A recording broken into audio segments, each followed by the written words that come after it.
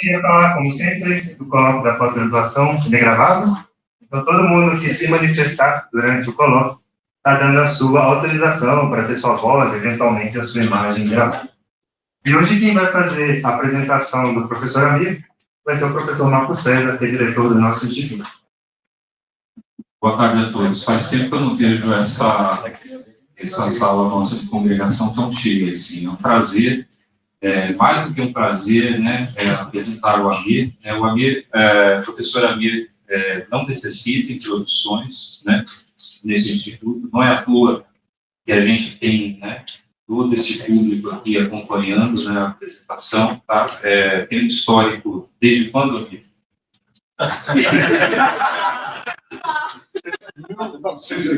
1980, o professor Amir veio para a Unicamp quando a Unicamp não tinha nem árvores ainda. Mas é quase verdade isso. Eu vim aqui em 87 para visitar aqui, era um terrão só. Né? Ou seja, eu tenho 45 anos de experiência já dentro da Unicamp, tá? Louvável e, obviamente, tem uma contribuição, né, espetacular, né, ao longo da sua história. É uma pessoa muito querida dentro do nosso instituto, tá? Assim como todos os outros professores que já passaram, né, e ainda estão também. Mas o mais importante, né, que eu acho que é a razão da gente estar falando hoje, é não só a questão da aposentadoria do professor, mas uma coincidência, né, que, na verdade, ela tem ao fato um reconhecimento bastante importante. O último prêmio Nobel que ocorreu desse ano, ele está relacionado com o tunelamento quântico, né, e com efeitos dissipativos, especificamente, que deram, né, o prêmio Nobel para um grupo de três experimentais, melhor dizendo, que estão associados plenamente com o trabalho do professor Amir no seu doutorado junto com o professor Leggett. Tá? Então, eu não vou ficar falando sobre isso especificamente, porque ele vai falar muito melhor do que eu, mas é um trabalho fundamental. Se não é o trabalho, talvez, brasileiro mais citado, é um dos, né, com certeza, e com maior, né, alcance que a gente pode imaginar. O modelo Caldeira-Leggett, que como é conhecido, talvez, né, uma das situações em que a gente já esteve mais próximo, realmente, né, de um prêmio Nobel. Então, é um reconhecimento bastante importante. E o professor vai falar sobre isso. Mas, mais que isso, o professor Amir se aposentou, né, recentemente. Coincidentemente, na semana seguinte do anúncio do prêmio Nobel, nós tivemos uma celebração muito bacana que aconteceu aí na casa do professor visitante, tá? Tivemos visitantes, né, colaboradores e amigos visitando, foi um evento muito, muito bacana mesmo, tá? E acho que ele vai falar, né, enfim, eu não vou, né, discorrer muito sobre isso, ele vai falar sobre isso, tá? E depois a gente convida todo mundo para discutir e perguntar, né? O professor vai falar sobre essa história. Amir, muito obrigado.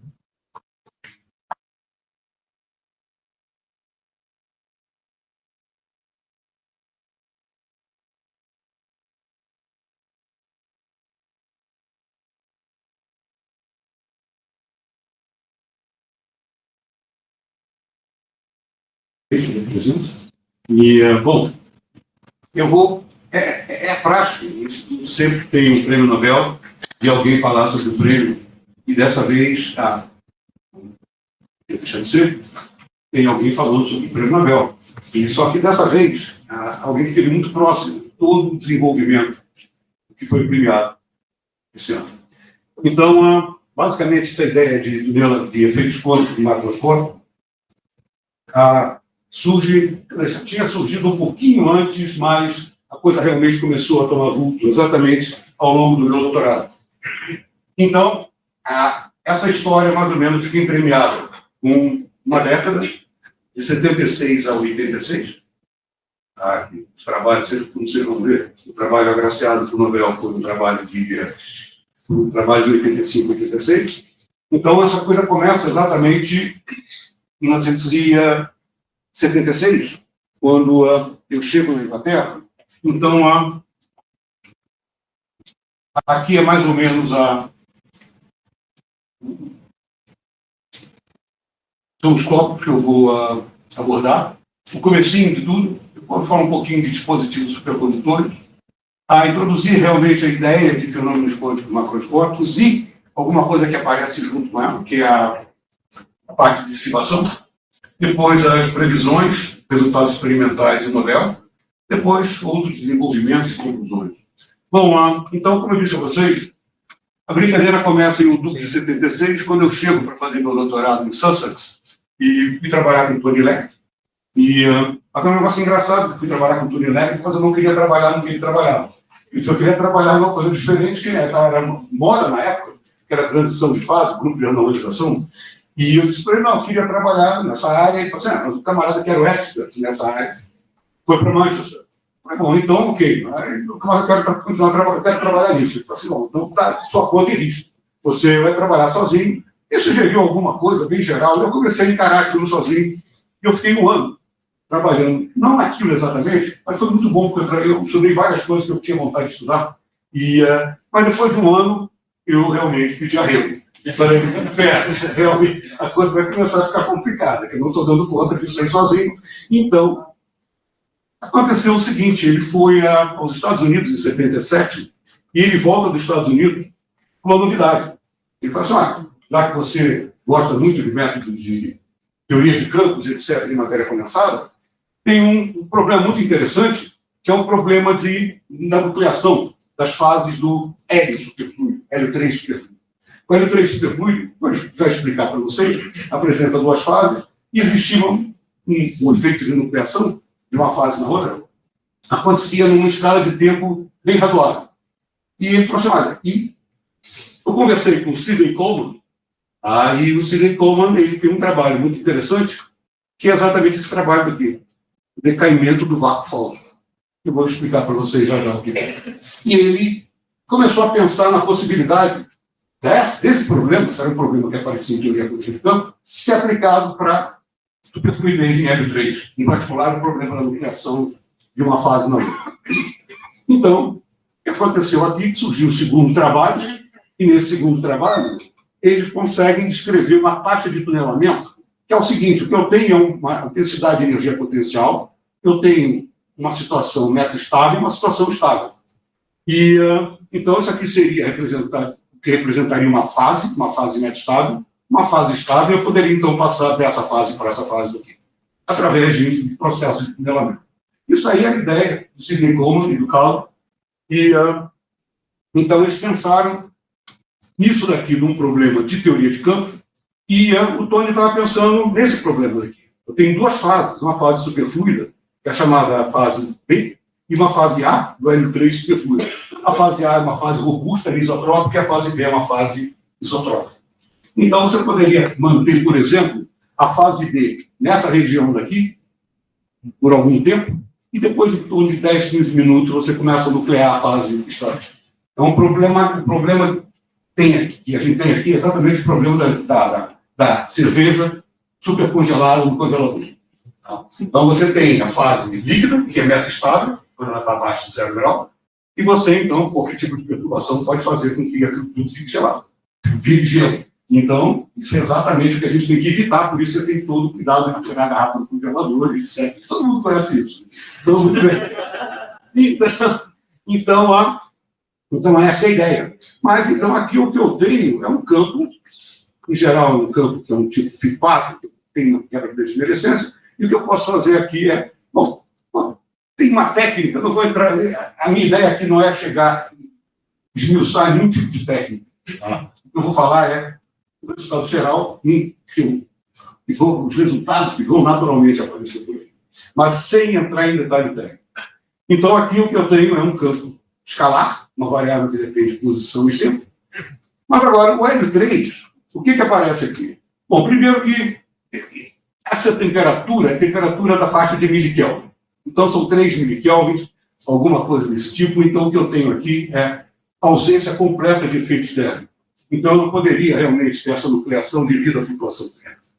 Então, o que poderia aparecer aqui, por isso aí inspirou, por exemplo, o Tony a pensar na ideia de ter um tunelamento quântico como responsável por essa nucleação.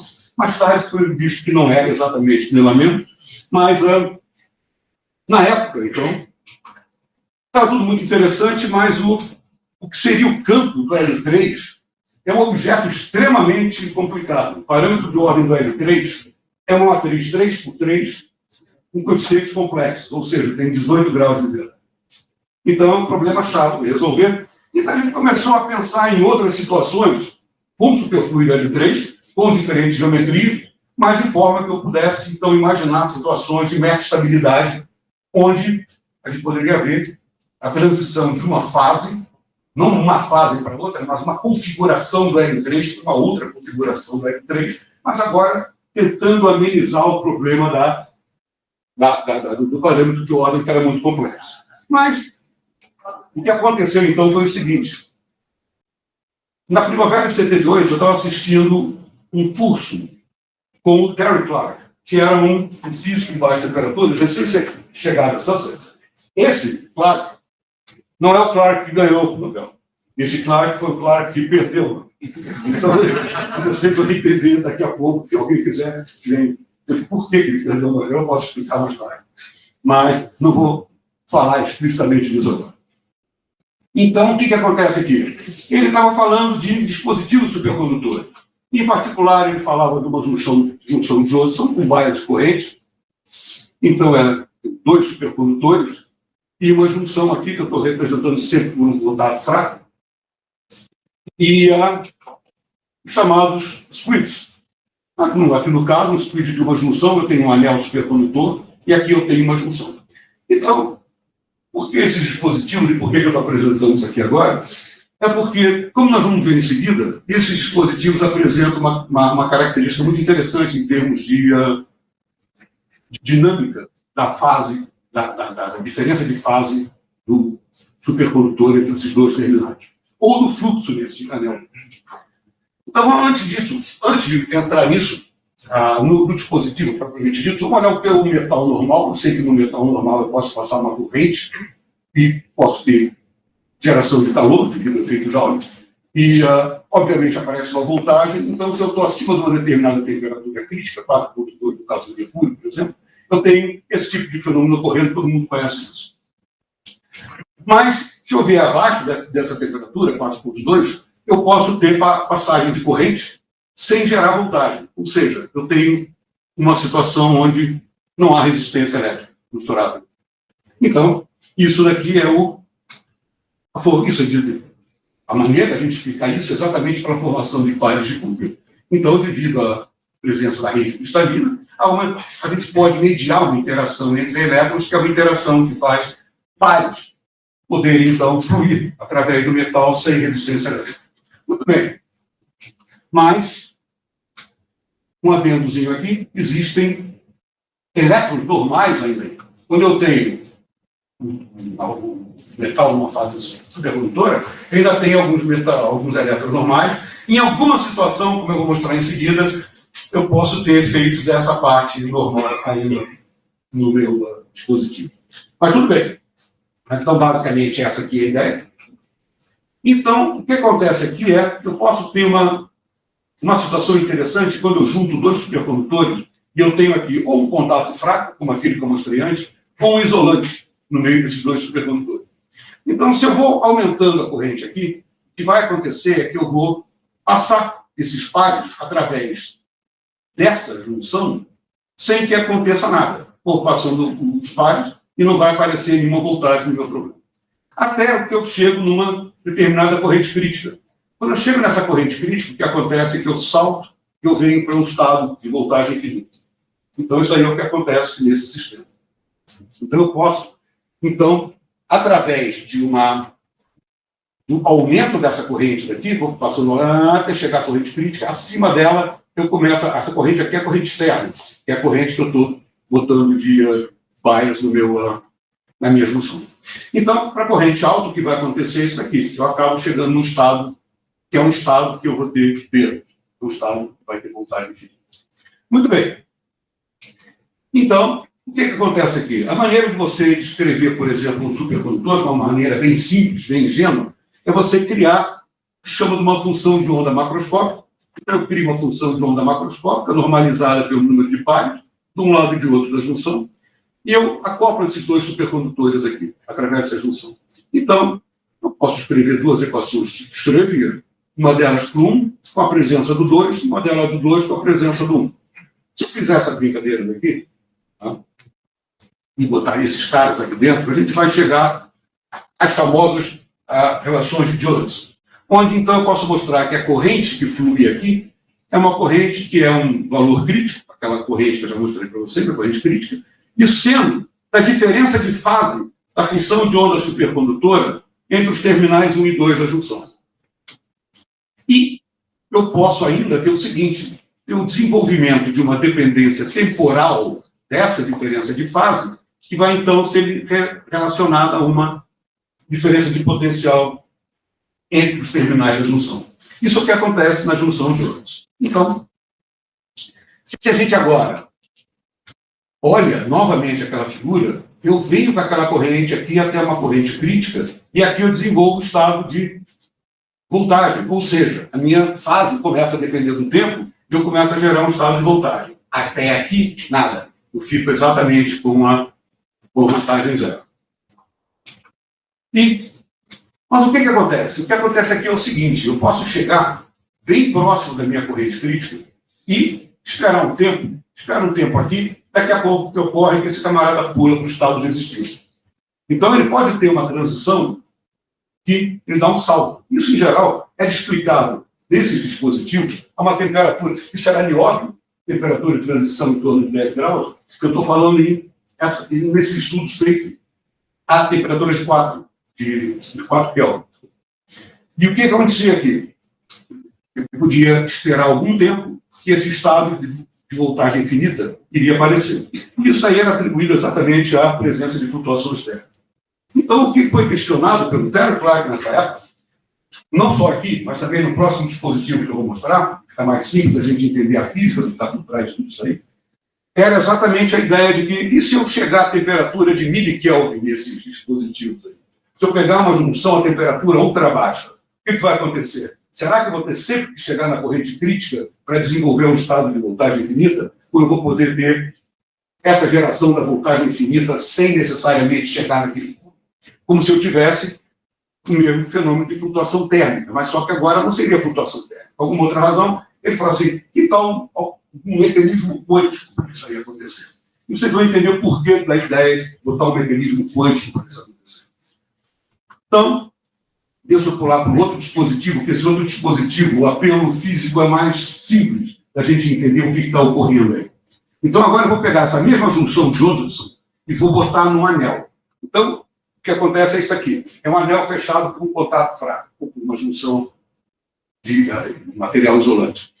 O que acontece aqui é o seguinte, se nós fizermos as continhas, usar aquelas expressões do efeito Josephson, botar aí, e usar tudo que a gente conhece de circuito, lá de física 3, a gente vai encontrar uma equação para o fluxo total no interior do anel. O fluxo total, e aqui eu não tenho o bias, aqui é o bias de um campo externo, esse HX. Então eu pego aqui o seguinte, o fluxo total no interior do meu anel, ele é dado, ele obedece a essa equação de movimento aqui. Então isso aqui é a dinâmica do fluxo total. E o fluxo total tem uma parte que é o fluxo externo, tá? Que é o H externo vezes a área, um quantum de fluxo, resistência do estado normal devido à presença desse camarada que está aqui, corrente crítica e a capacitância dessa junção. Então, olha só, isso daqui é uma equação muito interessante, né? Lembra a equação do quê? Equação de uma partícula, massa vezes aceleração, um termo viscoso e uma derivada de um potencial. Essa derivada de um potencial é, evidentemente, de origem eletromagnética. Esse potencial é do tipo φ menos 3x. Isso aqui é o bias que você está controlando no laboratório. Aqui é a corrente crítica. Esse termo vem exatamente da autoindutância do anel e esse cara daqui vem da existência da corrente de Josephson. Tá? Então, são esses os dois termos que a gente tem. Muito bem. Então, esse é o potencial que a gente tem para o fluxo dentro desse anel. E outras coisas. Esse fluxo, então, tem uma componente fluxo externo, mais uma componente devido à supercorrente que aparece no anel. É chamada corrente, uma corrente de blindagem, corrente supercondutora. Então, essa corrente me gera outra componente de fluxo. Então, esse cara é o fluxo total no interior do anel. Muito bem. Então, de novo, uma energia potencial de origem eletromagnética. Se esse parâmetro daqui for maior que 1, esse meu potencial tem muitos mínimos. Se ele for menor ou igual a 1, tem um único mínimo. Então, a gente tem as seguintes possibilidades. E repara, isso aqui é importante.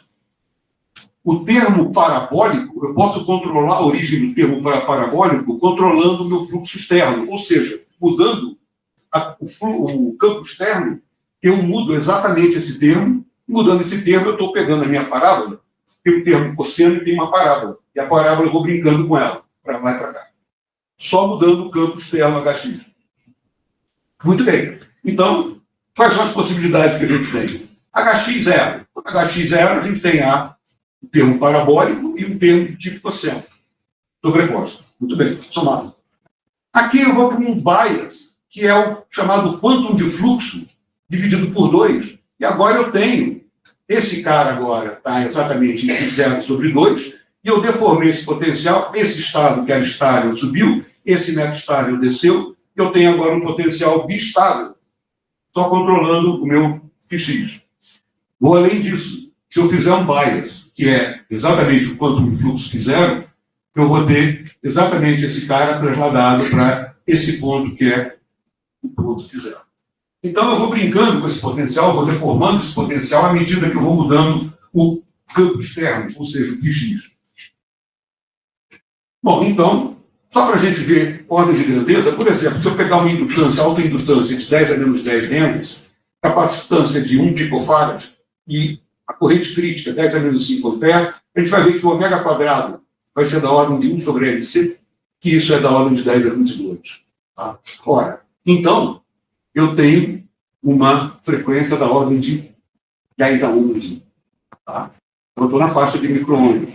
E se eu pegar H cortado ômega sobre K Boltzmann, isso me dá 1 Kelvin. Tá? Por esse número.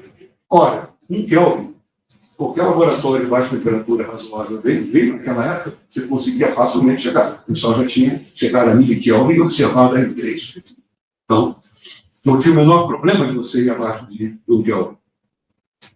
E outra coisa, efeitos quânticos. Mas que efeito quântico? Você está olhando para um fluxo, dizendo que é coordenada de um objeto, a gente não sabe nem o que é, e tratando esse camarada como se fosse uma partícula, capacitância como massa, tudo muito interessante. Tá? Mas, o que é isso que está acontecendo exatamente? Então a gente começou a pensar, bom, primeiro, eu tenho efeitos quânticos do campo eletromagnético, devido a, e com condições de contorno dadas pelo anel. Então, isso daqui eu poderia escrever, primeiro, meu φ, uma integral de AdL. Isso aqui eu abro o campo eletromagnético, claro. Então, eu posso pensar em termos de quantização do campo eletromagnético na presença de um circuito supercondutor. Ok. Então, bom, uma vez dito isso, eu posso pensar em... Esse cara é quântico mesmo? Eu posso testar a estrutura de níveis, posso medir o tunelamento, um decaimento via tunelamento, e posso medir até tunelamento coerente. Isso aqui, num caso de uma região classicamente acessível, isso aqui no caso de um decaimento metastável, isso aqui naquele caso potencial biestável. Então, meus quiz têm toda essa riqueza. Eu posso brincar com esse cara, com o campo externo, estudar a física de vários fenômenos diferentes. Ok, mas o que está tunelando? Tem tunelamento. O que está tunelando esse potencial? Não? Então, se eu não tivesse nenhuma junção no meu anel, fosse um anel uniforme, o que acontece é, por isso que eu chamo isso aqui de quantum de fluxo, o fluxo total no interior do anel, ele é dado por um número inteiro vezes φ0. Onde φ0 é dessa ordem de grandeza da impedância. Muito bem. Então, vamos lembrar do Squid. O Squid, então, tinha vários máximos, vários mínimos. Se eu pegar esse parâmetro, fizer muito maior que 1, eu vou ter exatamente aquela figura com muitos mínimos. E aqueles muito mínimos vão estar muito próximos de N0. Então, quando eu pulo de um mínimo para o outro, estou dizendo para vocês que há uma variação do fluxo de N0 para N mais ou menos 1φ0. Isso é o que está acontecendo. Ok. Então, eu posso pensar em estados macroscopicamente distinguíveis de estado de fluxo. Né? Então, O que acontece aqui é o seguinte, ó. Eu tenho o campo externo, tenho o meu anel, tenho linhas de fluxo. O que vai acontecer basicamente é isso daqui. Eu tenho uma linha que... Vamos pegar aquele potencial bistável, tá? Potencial que tem 2 mínimos.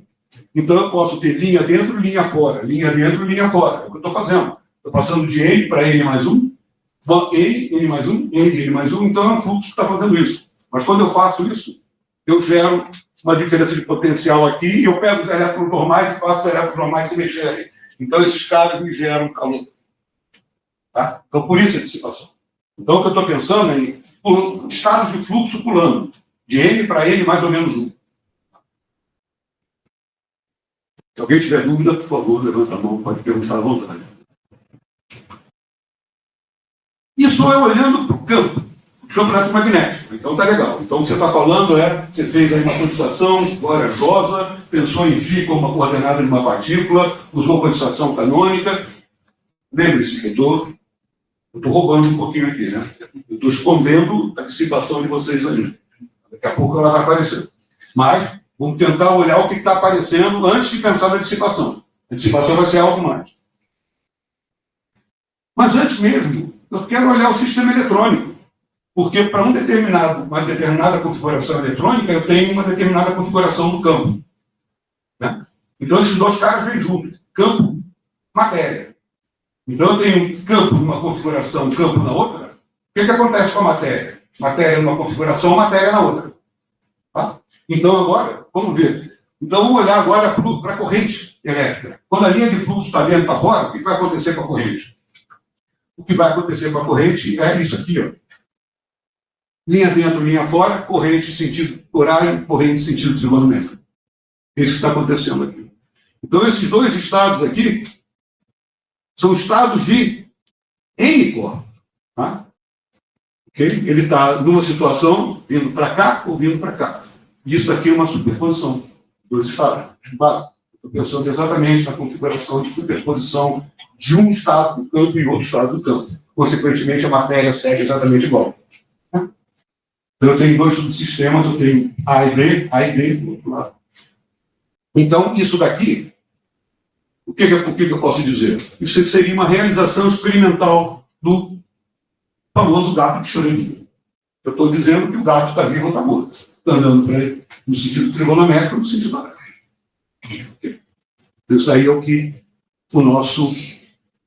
a nossa interpretação desse fenômeno, esse fenômeno é um fenômeno simples. Não, tem grandes dificuldades em você calcular esse elemento? Claro que não. Todo mundo que fez mecânica quântica, essa aproximação dada de cabeça, sempre faz essa conta rapidinho. Essa conta não é difícil. O grande problema é o que ela quer dizer. Esse foi o primeiro grande problema. O que você está falando? O que está duelando e por que está duelando? Então, essa foi a primeira, o primeiro probleminha que a gente teve que pensar. O que acontece? Mas, na realidade, isso daí estava sendo desenvolvido ao mesmo tempo que... Aliás, antes de dar o salto que eu queria dar agora, eu vou pegar de novo aquele sistema que gerou o meu squid. Por que eu fiz isso? Por que eu botei aquele sistema só para mostrar para vocês como a junção pode ser tratada? Depois eu tratei o squid, agora eu vou voltar para aquele sistema inicial. Porque agora, a interpretação que eu dei para vocês da linha de fluxo para dentro e para fora, agora eu vou poder usar um outro ente que vai ser exatamente representativo da mesma coisa. Então, aqui eu tenho um anel que vai ter uma indutância infinita, consequentemente um fluxo externo infinito, mas eu vou manter isso aqui constante. Φ sobre L, e digo que isso aqui é o nosso bias point. É isso que está acontecendo. E vou dizer agora o seguinte, que meu fluxo no interior do squid é dado por esse valor, quer dizer, boto uma coisa que tem dimensão de fluxo e a minha variação de fase. Ou seja, o φ aqui é a variação da fase supercondutora entre os terminais do anel. Tá? Então, olha lá. Com isso, a minha equação para a diferença de fase da função de onda supercondutora no 2 e no 1 toma exatamente essa forma daqui. De novo, uma equação, um termo tipo inércia, derivado de um potencial e um termo dissipativo. Agora, o potencial não é mais um potencial daquele tipo que eu mostrei para vocês. Agora ele é o chamada tábua do lavar-roupa.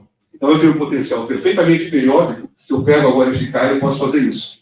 E quem que vai fazer a inclinação? É a corrente externa. Quando eu boto a corrente externa, eu faço isso aqui no sistema. Vou mexendo com ele.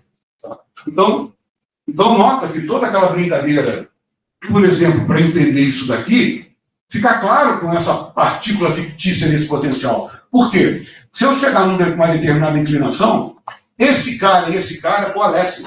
Quando eles coalescem, o que acontece com essa partícula que estaria sentada aqui? Ela simplesmente passa rola a ladeira abaixo. Quando ela rola a ladeira abaixo, ela está dissipando. E aí eu tenho exatamente uma região onde eu vou ter uma velocidade terminal, claro. Então, eu vou ter um fenômeno desse tipo. Então, isso daqui é exatamente o que acontece. Eu chego no caso crítico, esses caras coalesceram, esse camarada rola para baixo. Beleza. E aqui? O que está acontecendo? Está acontecendo é que eu estou sentado aqui, esperando por um tempo, e, bom, como eu disse para vocês, flutuação térmica pode dar um chute desse cara por cima da barreira. Esse cara vai embora. Isso aí tinha sido testado.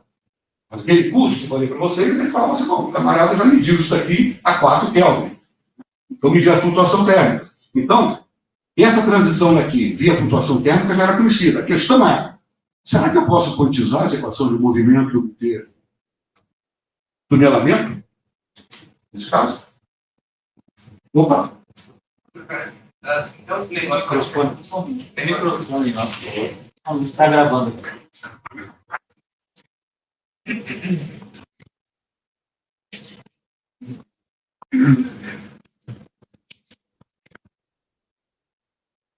Eu tenho uma dúvida se essa partícula hipotética ela pode ir caindo para sempre, já que ela parece que o potencial não tem mínimo. Não, no caso teria, se eu pensasse em termos de um speed, teria. Mas nesse caso aqui não. Ela simplesmente vai embora. Mas ela vai embora, lembre-se, ela vai rolar a ladeira abaixo, mas tem um termo dissipativo. Então ela fica com uma velocidade constante. Então eu estou simplesmente num desses pontos aqui. Eu pulo daqui para cá, mas eu vou chegar numa velocidade limite. Obrigado. O importante aí é a velocidade. A posição não quer dizer nada, isso é uma fase. Então ele vai. Tá? Então, olha só, o que acontece aqui? Essa é a nossa tábua de Navarro. Potencial periódico, isso vai ser importante daqui a pouco, um termo linear que depende do meu bias de corrente. Então, essa é a física por trás da junção sozinha. Tá? Então, você vê que essas duas coisas estão bem conectadas, né? O split e a junção de Joseph. Bom, e o tunelamentozinho que a gente viu antes? O que acontece? Linha de fluxo. Aqui não tem linha de fluxo. Né?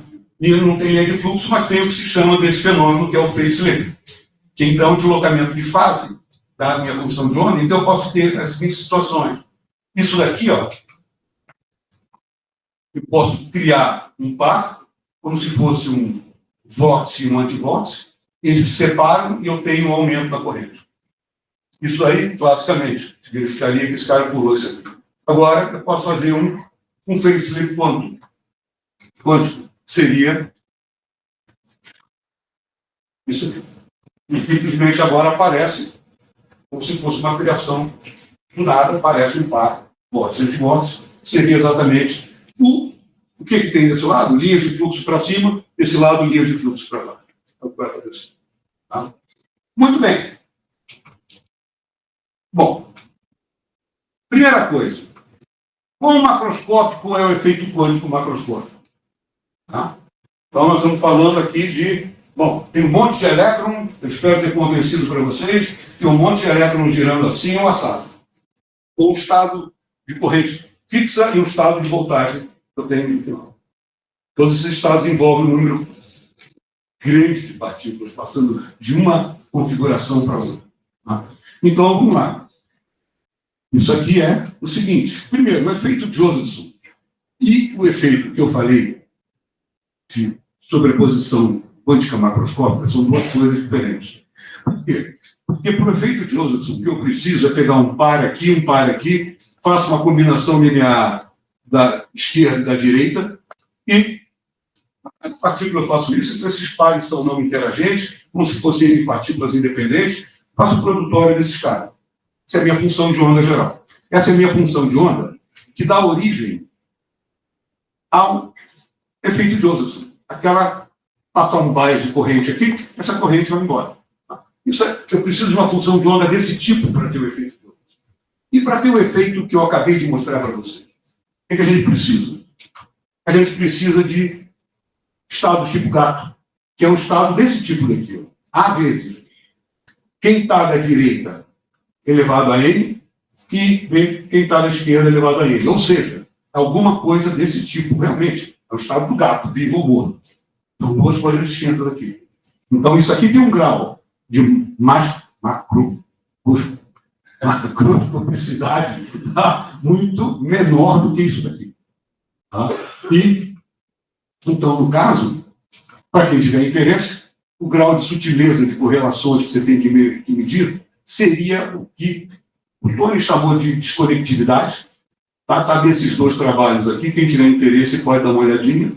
Isso hoje, na época que foi sugerido esse tipo de interpretação, para você dizer o que é a gaticidade do Estado, né? Isso daqui é, basicamente, hoje em dia, traduzido como o maior grau de emaranhamento. Eu tenho aqui, primeiro, quer dizer que tem um monte de spin para cima, sobreposto com um monte de spin para baixo. Isso é um estado altamente emaranhado. Não é um estado que esses caras têm uma superposição aqui, multiplicando uma superposição aqui, não é. Todo mundo assim ou todo mundo assim. Então, isso daí é, de fato, um estado diferente. Bom, variáveis dinâmicas, fizinho ou fisão, ao invés de uma coisa muito complexa, mas o que acontece aqui? Olha lá.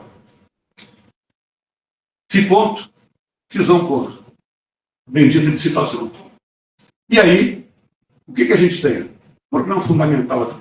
Eu tenho um circuito elétrico, eu tenho uma determinada temperatura, baixa ou alta, então esse camarada aqui, eu tenho uma teoria de flutuação térmica nesses circuitos, ou nas junções, e isso daqui, basicamente, é isso aqui. É um termo de inércia, termo dissipativo, derivado do potencial, é chamada força flutuante, que isso aqui é um limite clássico dessas equações aqui. Eu tenho coisas desse tipo.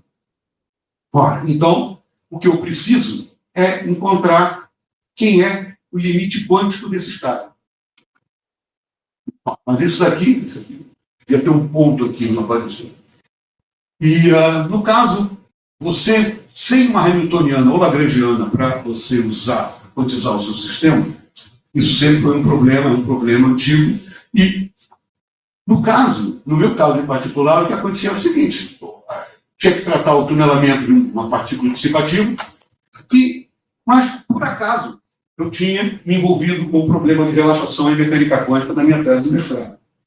Também dizendo, não, eu queria trabalhar com transição de fase e acabei trabalhando com dissipação. E, de novo, que destino, né? Outra vez estava dissipação na minha vida.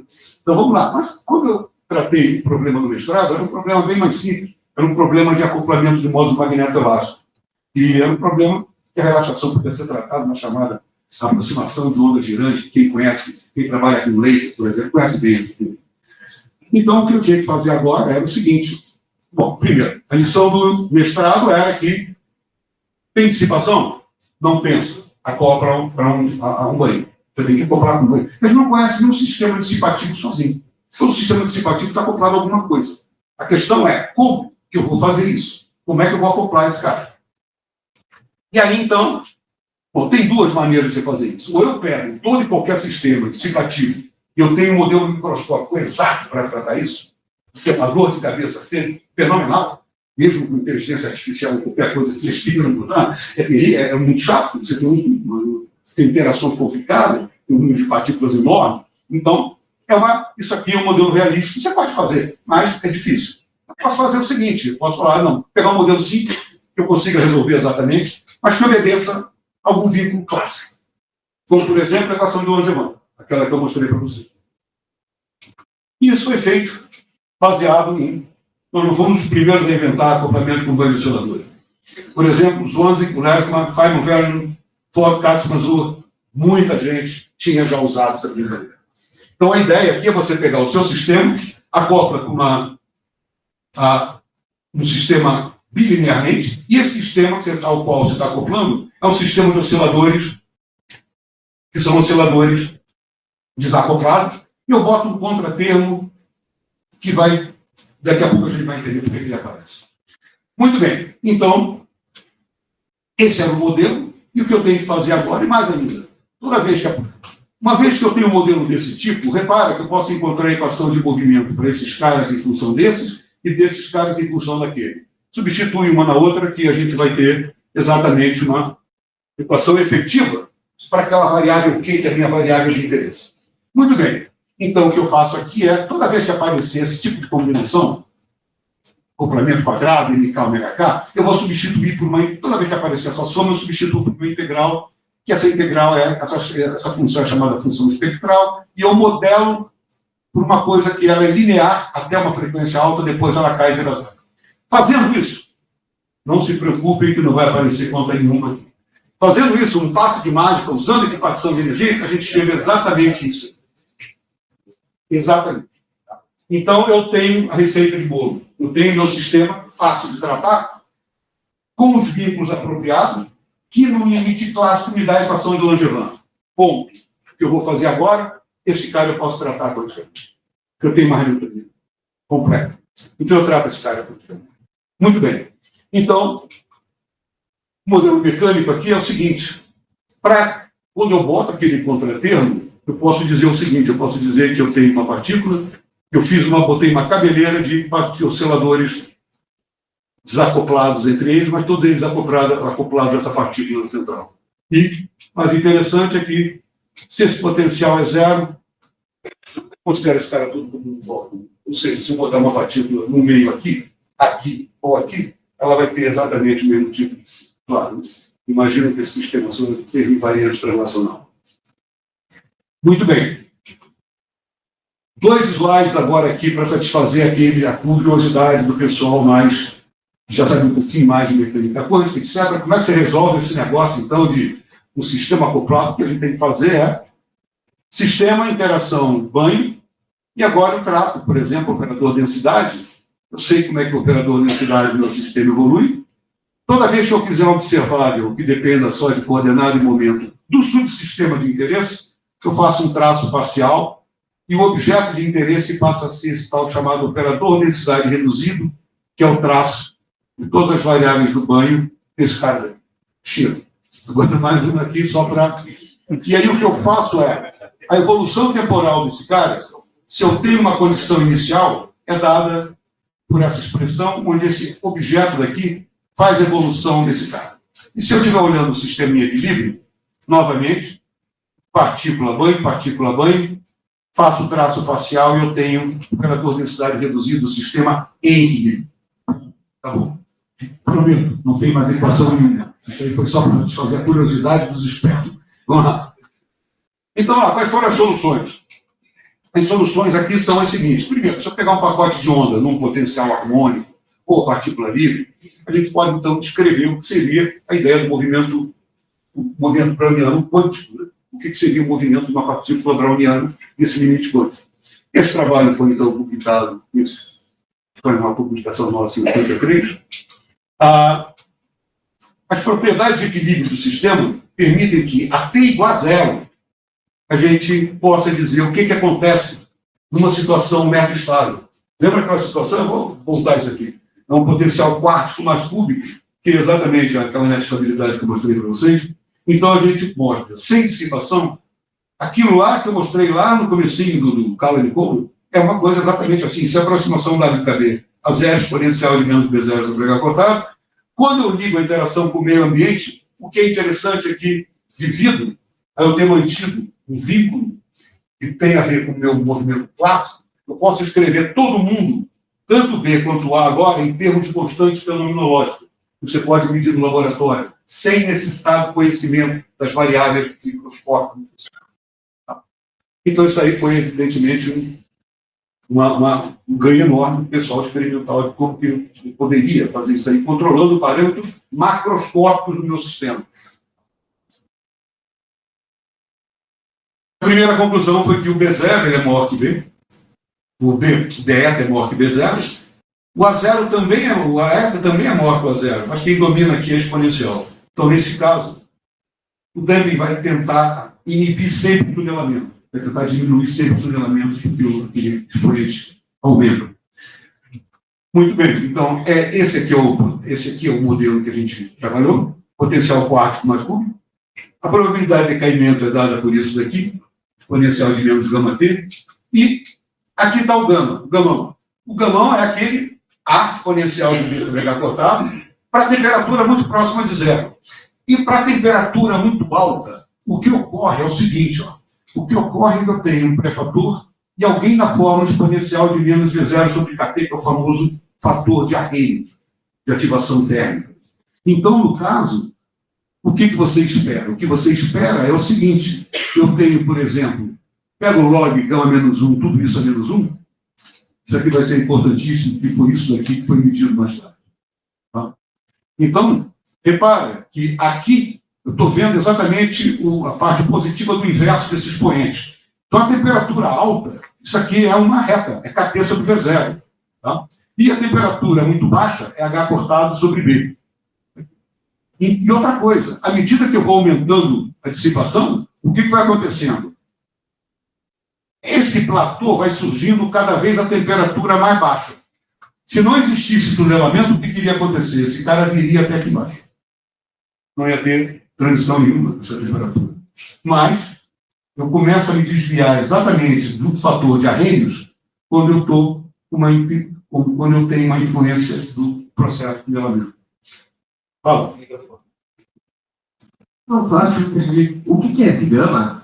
Esse gama daqui é simplesmente o eta dividido por 2n. Tá? É a constante de dissipação. Só que escrevi de outra forma. Muito bem. Então, vamos lá. Isso aconteceu até o cálculo de T igual a zero, da dissipação a T igual a zero, isso aconteceu até 1980. E entre 80 e 83, aconteceu muita coisa. Você tem vários resultados que apareceram nessa área entre esses anos. Então, teve um programa no ITP, hoje KITP, em Santa Bárbara, que era o ruído quântico em sistemas macroscópicos. Então, essa conferência foi um programa de 9 meses, que começou com um workshop em janeiro de 84 e acabou com um workshop em setembro de 84. Então, foi em torno de 8, 9 meses. E muita gente visitou, muita gente ficou o tempo todo. Esses programas eram muito comuns e são ainda no KITP. E o que aconteceu é que juntou pessoas de efeitos quânticos macroscópicos, de dissipação quântica, detecção de detetores infravermelhos de ondas gravitacionais e até mesmo fundamentos de mecânica quântica. E progresso que tinha acontecido durante os 3 anos anteriores tinha sido enorme. Então, por exemplo, generalização para temperatura finita. Aquele gráfico que eu mostrei para vocês tem a ver exatamente com o trabalho do Grager, Weiss, Lapin e Tinikov, que eles calcularam agora 2 vezes a parte imaginária da energia livre, que era alguma coisa desse tipo daqui. Então, agora, além do fator eta, tem também a dependência de temperatura. Então, aqui, finalmente, a expressão que eu mostrei para vocês foi generalizada para temperatura finita. Outras coisas que apareceram, por exemplo, uma teoria de junção Josephson, onde o Amegal, Careca, Nishan, eles usam realmente a abordagem DCS para estudar a junção Josephson. E eles mostram que, dada quando a diferença de fase da função de onda de um lado e do outro da junção é pequena, o resultado que eles obtinham era exatamente o mesmo resultado que a gente teve com o banho de oscilador. Quer dizer, então, o banho de osciladores era uma coisa bem mais geral do que simplesmente uma constatação de a posteriori que um limite clássico apropriado. Movimento no potencial periódico, Aldo Schmidt. Tunelamento coerente e dissipativo. Agora, isso aqui é interessante porque é exatamente aquela situação do potencial bistável. Tá? E a gente já vai ver aqui uma dica para o que vai acontecer no futuro.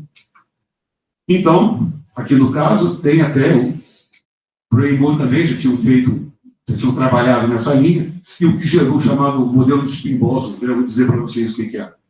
Olha só, então o que eu tenho agora é um potencial quántico desse tipo. Estou trabalhando a temperaturas muito menores que essa escala de energia daqui, tá? Mas não necessariamente muito menor que isso daqui. É o splitting, tá? Dos dois estados de mais baixa energia. Então, o que acontece quando não tem dissipação é que eu boto uma partícula desse lado, ela vai para cá, para cá, para cá, para cá, e ela oscila desse jeito.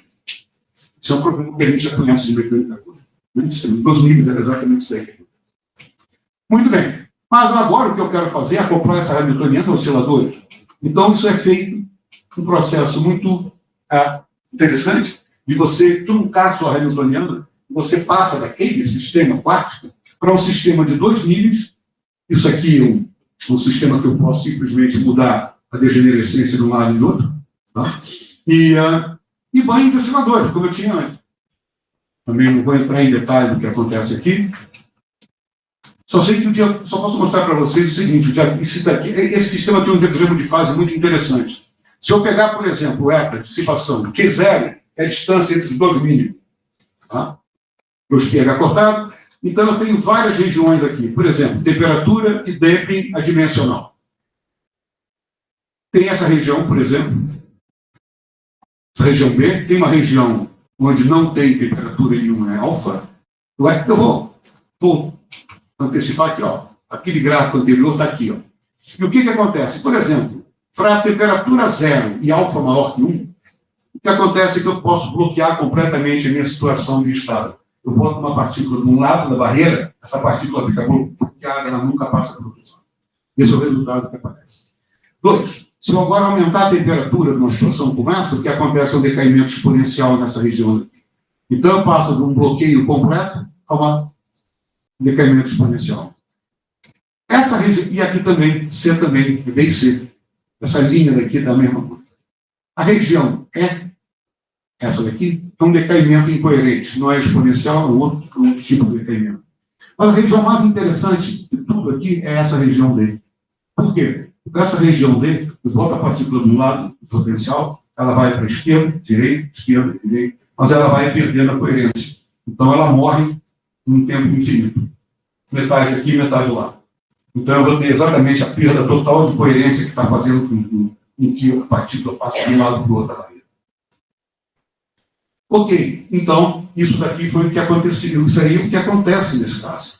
Então, vocês já vão vendo, uma dica aqui é o que vocês podem reconhecer já. Tunelamento coerente em sistema de 2 níveis. Né? Isso é exatamente a essência de um bit. Então, você quer fazer com que esse cara, que o bits, estão aqui nessa região. São caras que vão oscilar. E eu quero que a dissipação não tenha um papel tão preponderante, e isso daqui tenha muitas oscilações para que eu possa fazer operações lógicas do meu sistema. Mas ninguém pensou que estava fazendo isso naquela época. Tá? O pessoal estava investigando um átomo gigante. Era só isso que a gente queria entender. E queria entender efeitos quânticos macroscópicos, tudo isso aí, efeitos de dissipação. Isso aí que a gente está tentando. O pessoal fala, não, já estava vislumbrando que o bit, mentira. Isso está investindo, nunca existiu isso. Aliás, o próprio detentor do Nobel falou explicitamente isso. Não, nunca pensei em bit. Daí era outra história. Bom, então, outros avanços. Bom, tunelamento de elétrons e macromoléculas em solventes, trabalho do Zé Nelson Chico, que esteve aqui recentemente. Conexões com outra área, efeito Kondo e outra matéria relacionada, o efeito Kondo, porque eu tenho um sistema de 2 níveis com osciladores. Então, eu posso imaginar que isso é uma impureza magnética num metal, e esses elétrons metais eu bosonizo. Então, tem toda uma maneira de você enxergar uma conexão da hamiltoniana spin boson como uma impureza magnética no metal. Dependem de ondas de densidade de carga em condutores quase bidimensionais. John Bardeen aqui é mesmo do PCS. Ele estava lá nessa época, ele participou desse programa inteiro. E o John Bardeen estava muito interessado num problema de alta não linearidade em condutores quase bidimensionais. Vamos lá. Outra coisa interessante é o seguinte. Vocês viram que eu falei num potencial periódico.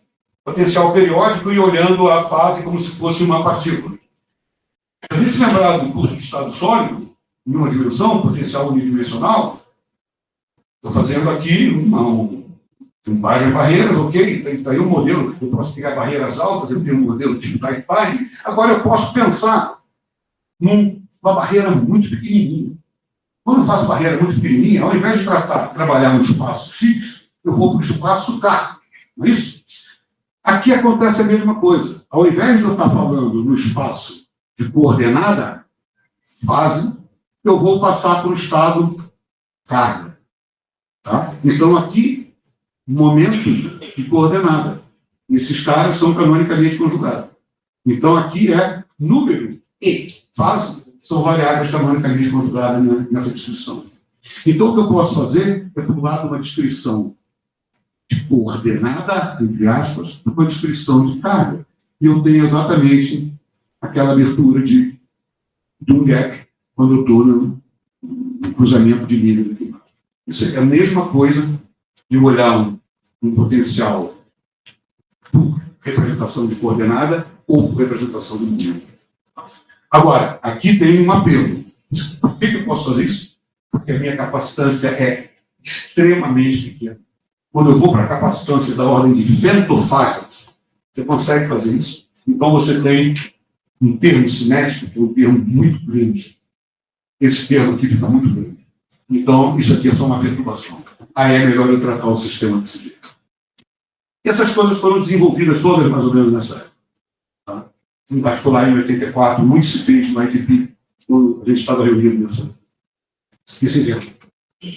Um outro problema que apareceu lá foi uma discussão sobre decoerência, e nós abordamos um problema bem ingênuo, que era o seguinte: era um problema de 2 pacotes no potencial harmônico, e quando eu digo dissipação, então o que a gente tem é o seguinte: olha só, 2 pacotes, quando eles têm overlap, tem uma interferência. À medida que esses caras se aproximam num meio dissipativo, o que ocorre é que eu começo a perder essa figura de interferência. Isso é exatamente um fenômeno de termo de coerência ou decoerência, como o pessoal pensa. Então, a gente fez essa brincadeira, um problema assim bem simples. Eu não imaginava que o problema ia ter um desdobramento mais até interessante. Por exemplo, a Zurek, muita gente deve conhecer, que trabalha com toda essa ideia de influência do meio na teoria de medida, e logo no mesmo momento que ele viu a gente desenvolvendo isso, ele se interessou e começou a pensar. Agora eu tenho um modelo exatamente solúvel, onde eu posso defender minhas ideias. Ele defendia exatamente a ideia de que o meio ambiente vai fazer com que você destrua a coerência. Num caso, o medidor, você pode pensar no medidor como meio, e a base ponteiro que vai seguir exatamente a dinâmica do sistema de níveis que você está interessado. Então, você pode pensar em termos de fazer toda uma teoria de como que você colapsa o pacote de onda através de ideias desse tipo daqui. Isso aí é uma questão debatível. Muita gente odeia essa abordagem e acha que não tem nada a ver. Inclusive, o próprio Tony, o John Bell também era outra pessoa que achava que isso não resolvia de forma alguma o problema de medida, mas é uma coisa que muita gente comprou a ideia, muita gente começou a usar isso daí. Olha, então, o que aconteceu mais tarde foi o seguinte, olha. 2 trabalhos extremamente importantes, 96, foram trabalhos que você tinha, por exemplo, uma sobreposição de estados coerentes em cavidades supercondutoras, e, no caso, em armadilhas atômicas, você tinha estados iônicos.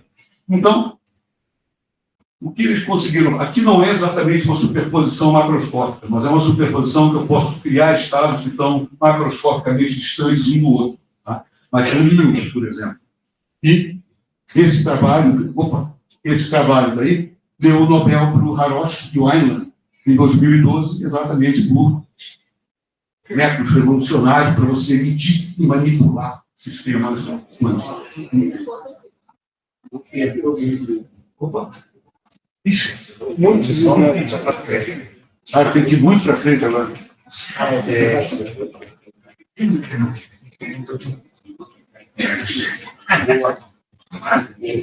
Ok. Bom, então, esse programa de 84 acabou com uma uma palestra do Richard Feynman. O Feynman foi dar a palestra de encerramento do programa e, obviamente, em ordem de citação, foi a primeira vez que eu ouvi falar em computação quântica.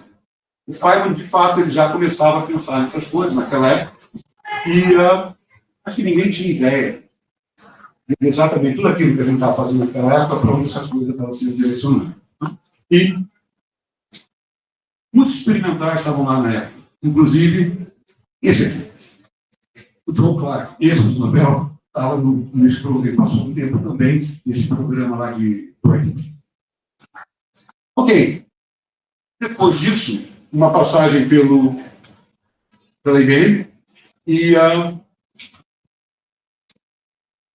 uma coisa interessante que teve na IBM foi o seguinte: Voss e Webb, esses dois físicos experimentais da IBM, foram os primeiros a pegar os nossos resultados e tentar mostrar o efeito que a gente estava prevendo de influência da dissipação, do tunelamento, etc. Só que a IBM tinha um projeto, tinha um programa de desenvolvimento de junções de Josephson para memória de computador, mas não visando computação quântica, computação clássica. E, no caso, eles não conseguiram um resultado não muito conclusivo, mas eles publicaram, etc. E foi ainda em debate se o que eles tinham medido de fato era o que se esperava ou não. O que estava realmente se fazendo muito na IBM naquela época era ver as oscilações de Aronoff-Bohm em metais, anéis metálicos, muito pequenininhos, né? Anéis nanoscópicos, e eles estavam fazendo isso aí. O Webb, o Landau, o Bitcoin, estavam se envolvendo. Isso daí era o que estava mais em moda naquele ano na IBM. Isso aí, então, inclusive, a minha ideia de passar um tempo na IBM era, inclusive, interagir mais com esse pessoal que estava tentando fazer experimentos com as junções. Só que, infelizmente, acabei me metendo em outros problemas e não notei que, ali do lado, tinha algumas pessoas realmente lançando os alicerces do que seria toda essa parte de informação e computação. Então, entre eles, evidentemente, o Landau, o Bennett e outro. Então, é isso aí. Daí, realmente, estava sendo criado, naquele momento, toda essa onda de qubits de informação e computação. Bom, então, isso daí, estamos em 85. E agora eu vou falar o que aconteceu em 85/6 e vou falar do que aconteceu hoje. Então, basicamente, essa brincadeira foi, então, medida. Todas essas previsões foram medidas e foram medidas por esses senhores aqui aqui estava exatamente o anúncio do Nobel, porque o que eles fizeram foi os dois trabalhos de 85, tá? O John Clark, o Michel Devoret, o John Martins, e basicamente, lembra da figura que eu mostrei para vocês? Exatamente isso aqui, tá vendo? Então, uma junção de Josephson, e agora que eu estou, ele bota isso aqui, chama de T-escape, que é basicamente aquilo, log do gama menos 1, ou do gama menos 1, etc. É exatamente o que a gente mostrou antes para vocês. E aqui está, isso aqui é ativação térmica, isso aqui é tunelamento. E aqui é exatamente um fator de qualidade infinito. Quer dizer, eu estou com dissipação zero na minha cavidade, e é exatamente isso aqui, é o resultado de temperatura zero. À medida que eu aumento a temperatura, esse cara começa a diminuir. E não só fizeram isso, mas também fizeram um experimento para medir estrutura de níveis dentro do potencial. E aí eles conseguem ver exatamente a evidência dessas transições aqui dos níveis 0, 1, 2, 2, 3, etc. Então, isso daqui foi o que 40 anos depois deu o prêmio Nobel para esse senhor aqui. Então foi investigar exatamente esse problema da junção de Josephson, tá? Um bairro de corrente, e você observar exatamente o tunelamento. No caso, tunelamento de quê? De um estado de corrente para um estado de voltagem. Então você tem realmente um bloco passando de um determinado estado de movimento para outro estado de movimento. Novamente aqui é a evidência agora isso aqui, aumentando a temperatura, você vai vendo que você começa a Isso aqui é a temperatura mais baixa, você vai aumentando, você vai começando a borrar exatamente esse efeito da estrutura de níveis nesse potencial.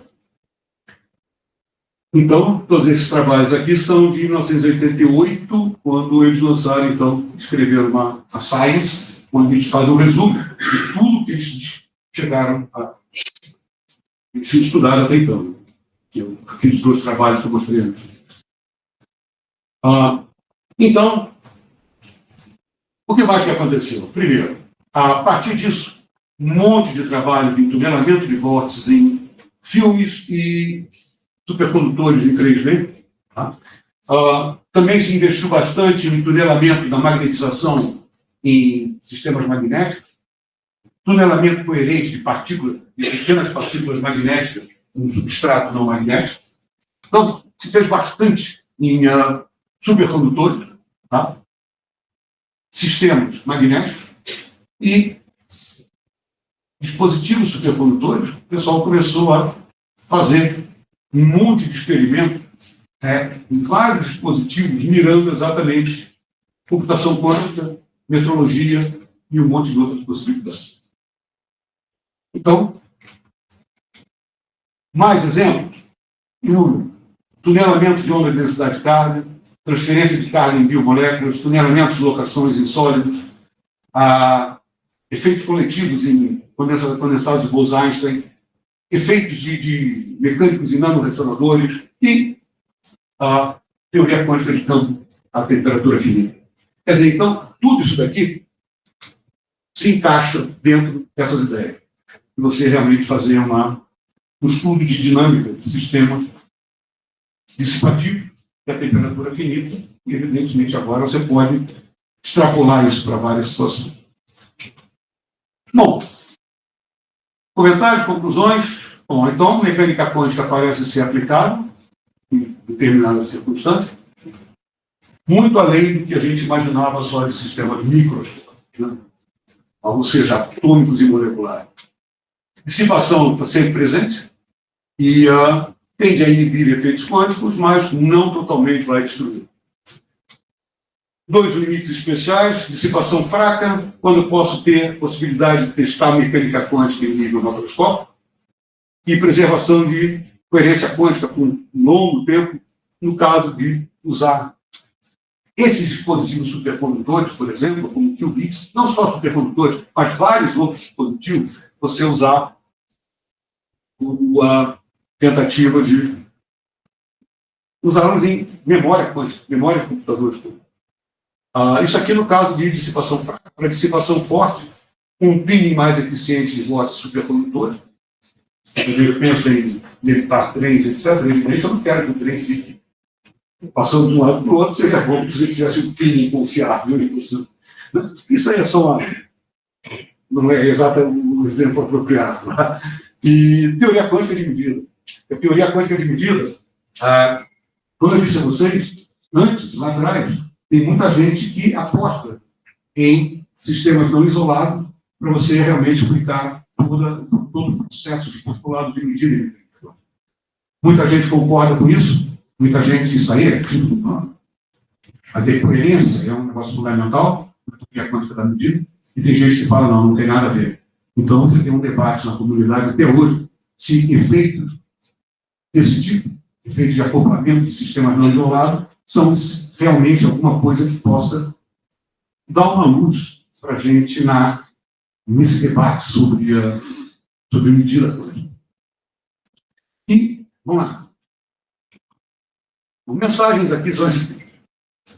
Estou terminando já? Então, olha só. A primeira delas é: aceitem desafio e tentem resolver problemas reais. Tá? Publicações são consequência natural ao invés do objetivo fundamental. Não quero defender aqui, não publique. Longe disso. Tá? Tem muita gente que fala, não, você não pode dar essa mensagem, porque essa mensagem é incidir. Você vai fazer com que o pessoal fique tentando resolver os problemas fundamentais e não publique nada. Não, não é isso. Mas tentem resolver, tentem comprar desafio. Problemas reais. Não, mas isso aí não vai nos gerar publicação. Não sei. Às vezes vai gerar e muito. E talvez até qualidade muito melhor. Tá? Dois, ninguém precisa ser brilhante. Basta um sólido e amplo conhecimento da física. Né? E não ignore. Essa mensagem é mais para os estudantes, não para o pessoal da casa. Então, nunca deixe de lado o conhecimento fundamental. É importante, muito importante, a gente ter um conhecimento amplo. Vocês viram, nessa brincadeira que eu mostrei para vocês, algumas coisas como supercondutividade, superfluidez, processo estocástico, dinâmica de sistema não isolado, teoria de campo, porque falei uma variável simples, mas eu posso estar trabalhando em sistemas mais complexos, como sistemas magnéticos, etc. Então, é fundamental que a gente realmente tenha noção a mais ampla possível do que o que a gente deve aprender. Tá? E, sendo um pouquinho burro e nadando contra a corrente, muitos hoje falam que a gente deve ter aqui dentro empreendedorismo, coisas do gênero. Não, a gente tem que aprender física. Física é o que tem que se aprender aqui. Empreendedorismo, você pode aprender de fora, vai para outro lugar, tem tanto lugar para aprender isso. Não é aqui. Aqui é o lugar de se aprender física. E técnica. Isso aqui até é uma coisa interessante, né? Técnicas, fancy ou não, podem ser úteis, mas a ideia física é fundamental. Tá? Então, não tentem ser dono de uma técnica. E isso daí é para puxar minha própria orelha quando eu comecei o doutorado, eu queria trabalhar, porque, de qualquer forma, eu queria trabalhar em organização e acabou que foi muito melhor do que ter trabalhado em organização. Enfim, são importantes, sim, mas o fundamental é a ideia física. E, por fim,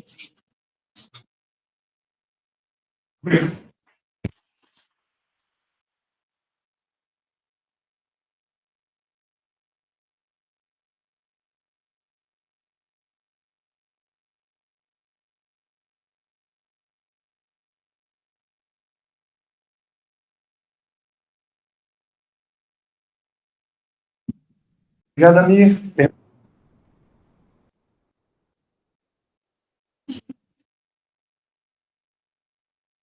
E uma pergunta? por favor. Vou ficar frustrado.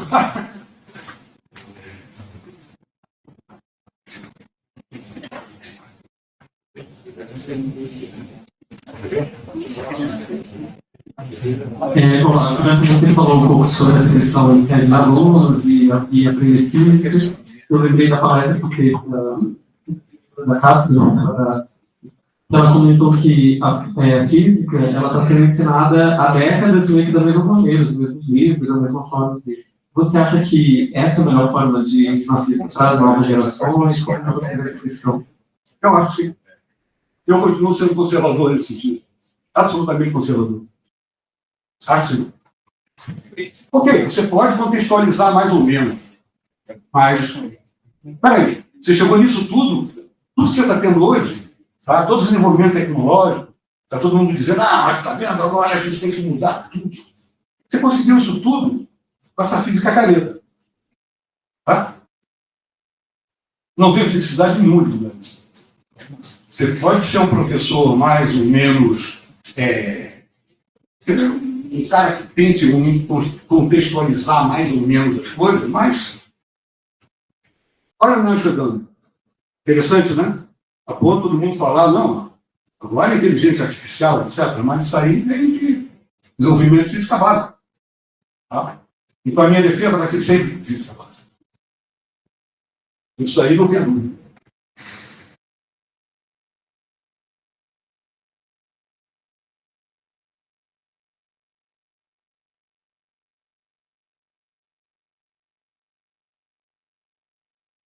Perguntas?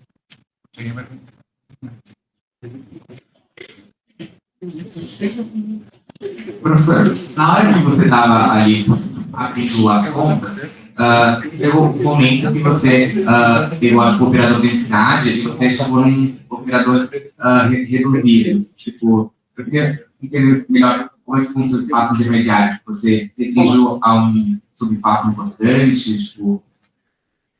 Quando eu fiz um traço espacial, É isso. eu jogo todo o banho fora. Tá? O que você faz é, eu tenho que tomar um traço em variáveis de todo o universo, do sistema que você está interessado e do banho. Tá? Então, o que você faz é, quando você toma esse traço espacial, fica todo mundo em função só do sistema de interesse. E com toda aquela informação do acoplamento com o resto do universo encapsulado. E aí, pronto, aí você resolve o seu problema. Tudo que você vai atacar aí no caso, vai depender do quê? Vai depender de algum operador que depende das variáveis do seu sistema. Por exemplo, fluxo no interior do anel. Mas quem está fazendo o papel aí da dissipação? É um termo que tem a ver com os elétrons normais. Então, ok. Então vamos nos livrar dos elétrons normais, vamos ver o que acontece com o fluxo, mas você vai ter um tipo de uma realimentação nele mesmo, uma retroalimentação nele mesmo.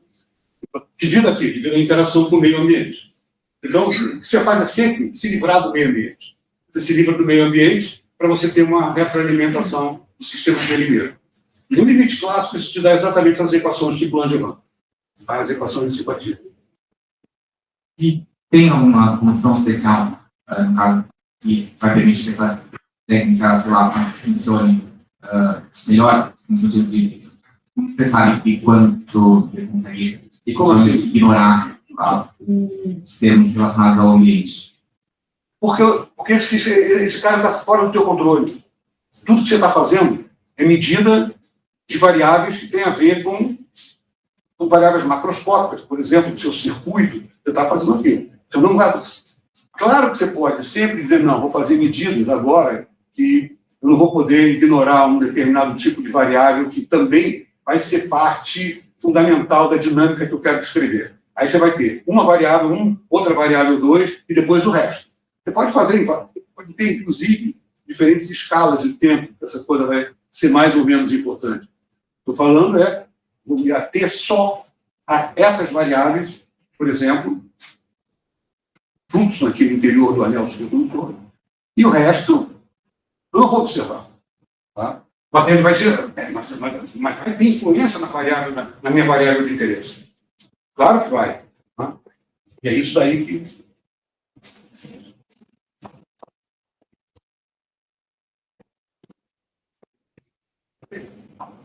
Tinha um repertório. O repertório está meio agora. Oi, meio. Obrigado por tu brilhante apresentação, realmente una buena. Y después parabéns por tu quase muito presentado.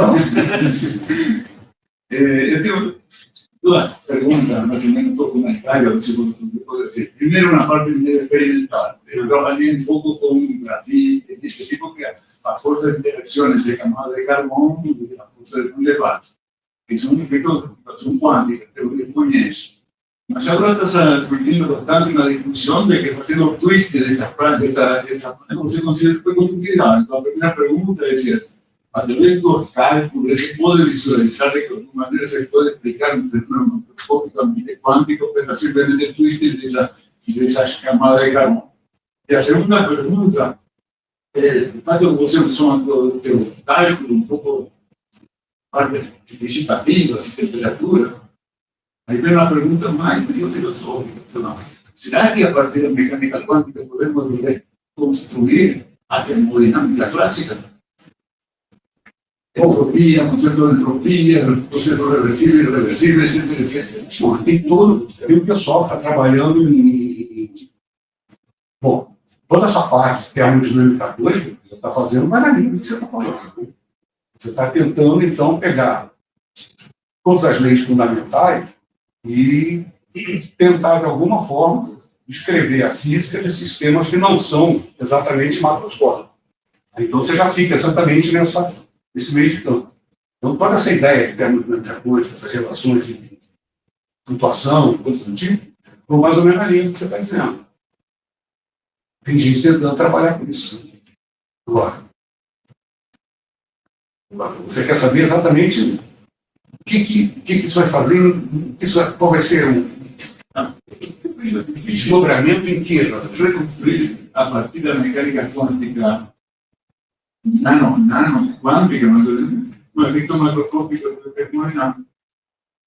Parece um pouco Nesse caso, você consegue manipular sistemas quânticos de forma a observar determinadas grandezas que vão ter esse comportamento coletivo como se fosse um bloco múltiplo. No caso dos espíritos, acontece isso. Ficar com o conceito de entropia, por exemplo. Poderia ter um conceito de entropia, que é esse. Isso é termodinâmica, a gente conhece muito bem. Pois é. Mas o que você vai falar? O que você vai fazer?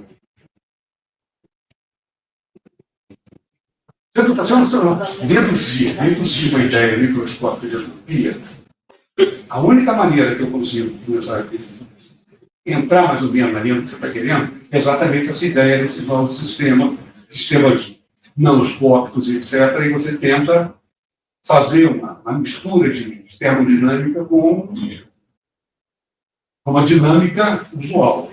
Tá? Mas, de qualquer forma, você está indo nesse meio de campo.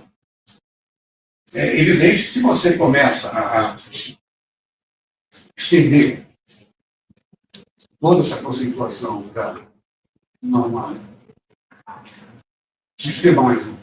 sistema maior, você fatalmente vai chegar dentro da ideia de entropia. Mas você, mesmo nesses sistemas pequenos, você tem todos esses teoremas de flutuação. Isso daí já é uma coisa que vai nessa direção que você está querendo, mais ou menos.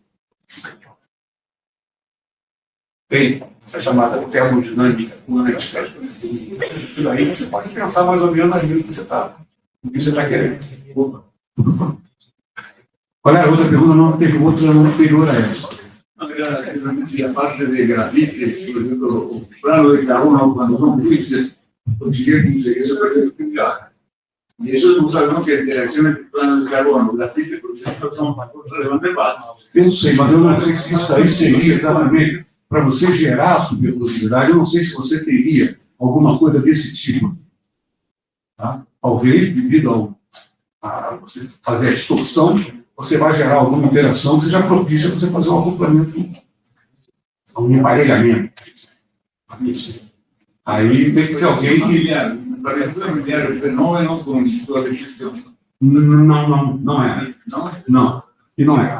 Aqui não é. O que você está falando realmente é de você mudar a estrutura cristalina, o direcionamento de uma camada para outra. Singular é sempre coincidência. Sim. Mas pode ter, de alguma forma, um acoplamento efetivo no intereletrônico, mas não é alguma coisa que tem nessa linha, não. O que está acontecendo aqui é diferente. É, de fato, você ter uma configuração de corrente em uma direção e outra direção. Então, você muda tudo. Aí outra história. Eu não acredito que esse sistema de você fazer o deslocamento de uma rede em relação a outra, se isso daí vai ser uma coisa que eu possa colocar dentro de uma formulação desse tipo. Nunca pensei nisso. Pode ser que sim, isso nunca pensei. Eu diria mais que seria uma configuração diferente que você tem de fono, não sei, possa mediar uma direção. Você não pensou até aqui. Mas seria microscópico de qualquer jeito. Eu não vejo alguma coisa como um fenômeno desse tipo aqui. Porque aqui que você está falando realmente é alguém que vai ser. Não. São estados tipo carro de Schrödinger. Aí é diferente. Desde o ponto de vista macroscópico, não seria de fato que a camada de grafite tem essa ordem de treinamento, uma coisa macroscópica. Você veria mais graças por quantidade. Mas ainda assim, você está falando de um acoplamento entre esses planos de grafite.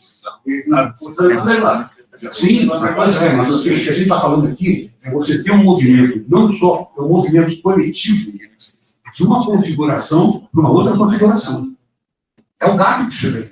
Tá? De fato, o camarada, numa configuração, num movimento coletivo, para cá e coletivo para lá. Você simplesmente está criando um emparelhamento, ou criando uma configuração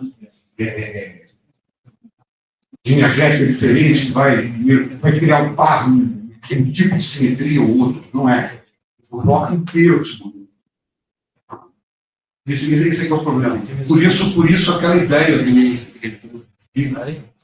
Como é que você pode medir para me dizer se você tem um estado tipo gato ou simplesmente um estado que é um estado de emparelhamento supercondutor normal? Porque o que o pessoal chama de efeito quântico macroscópico, antes de toda essa brincadeira, era o fato de você ter, por exemplo, um superfluido, fluido sem viscosidade, ou um supercondutor ou superconduzido sem resistência. Isso é um efeito quântico macroscópico. Tudo bem. Vamos chamar isso aí de primeira espécie. Tá bom. Mas esse daí não é o que a gente está falando. O que ele está falando aqui é pior. E agora é o gato. É o gato inteiro, de humor. Tá? Não é um camarada. Tá? Um precisa do outro. O de segunda espécie precisa de primeira. Tá? O de primeira não é o cara que tem essa característica de pegar, que eu mencionei em um dos slides, que seria a desconectividade, essa medida da gatice do Estado. Aí você tem um pequeno. Um caso de efeito Johnson. Efeito Johnson só precisa de emparelhamento, mais nada. Eu só preciso de o Estado que tem um par aqui ou par aqui. Aí depois, traduzir um corpo que está do lado A ou lado B, depois eu empilho todo mundo. Vai botar uma partícula quântica e depois bota um monte delas e vão interagir. Esse estado tem um grau de quântico diferente do outro. O outro não. O outro, de fato, é um cara que é o gato que reformou. Esse gato aí é... Não, esse gato aí não é um cara. É um cara mágico. Né? Um cara que... Aí tem essa discussão. Até onde pode ser esse mágico? Alguma última pergunta?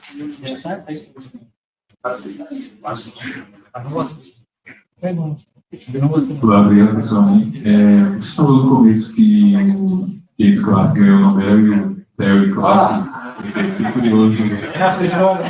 Mas isso é interessante, porque foi... É muito interessante, porque o Terry Clark, ele era um físico recém-chegado a Sussex, e ele estava dando esse curso, foi o autor de Legas mostrar, falar dessa ideia. Mas por que não tem esse potencial? Por que pode se pensar no tunelamento? Então ele ficou interessado, porque eu estava mexendo com o problema, ele falou assim, olha, poxa, tem um problema muito interessante. Eu falei, isso é bacana. A variável é escalar, só que tem dissipação. E eu já sabia um pouco de dissipação do mestrado. Pois é. Então nós ficamos nesse negócio. Então, nós começamos a interagir com ele. Até ali, a gente não estava pensando em efeito quântico macroscópico, nada disso. Quer dizer, o Tony tinha interesse em fundamentos de mecânica quântica, mas não tinha imaginado nada como o que estava acontecendo ali. O que aconteceu depois foi o que apareceu em Sussex, um americano, ele vinha a ser primo do Ben Whelan. O Ben Whelan é um cara de Cornell, era Cornell. O Ben Whelan é um cara que estava envolvido em transições de fase, etc., um cara famoso. E o Alan Whelan, o primo dele, e o Alan Whelan chegou em Sussex. E ele falou assim, vamos agora resolver esse problema. Ele foi falar comigo. É você que está trabalhando com tunelamento macroscópico, etc. Nem tunelamento macroscópico. Você que está trabalhando com dissipação do tunelamento? Eu falei, sim. Ele falou assim, olha, em 6 meses nós vamos ter um monte de paper publicado nisso aqui. Eu falei, no way. Claro que eu não ia ter. Mas ele teve. Ele publicou. E aí é que está, no afã de publicar muito, o Terry Clark nos abandonou. E ficou com o Alan Whelan. E ele fala assim, então, começaram a publicar. Foi até engraçado, porque uma vez eu estava na minha sala, assim, tal. Aí bate o Tony, todo nervoso. Aí ele chega, você viu o que está ali embaixo? Eu falei, o que está ali embaixo? Eu falei, não, tem um board, tem um paper, que eles publicaram lá. Nessa hora a gente já tinha obviamente, se desvencilhar do grupo experimental. A gente tem que interagir com ele, mas ele falou, não. Eles não estavam acreditando no que a gente estava fazendo. Então, ok. E, muito bem, o que aconteceu ali foi que o cara, ele... o motorista chegou para ele e falou assim, não, o teu nome está no peito dele. Eu falei, como assim? Ele falou assim, você concorda com o que ele está dizendo? Olha o seguinte, quantos papers eu tinha escrito naquela época? 0, cara. Aí eu falei, não dá, porque eu não concordo com o que eles estão fazendo. Aí então eu disse, Terry, desculpa, mas eu não vou participar disso. Você sabe o que eu penso, não é isso? Então, mas foi por aí. Foi um cara que podia, de fato, porque Sussex era uma universidade muito famosa por baixa temperatura. Uma física de baixa temperatura. E o Terry Clark estava em um laboratório interessante, fazendo dispositivos supercondutores, etc. E se ele tivesse, naquela época, realmente tivesse seguido o caminho mais canônico, que o John Clark seguiu. E ele não quis fazer isso, ele quis correr e publicar com aula livre. E o Alan enterrou o cara. Vamos agradecer, professora.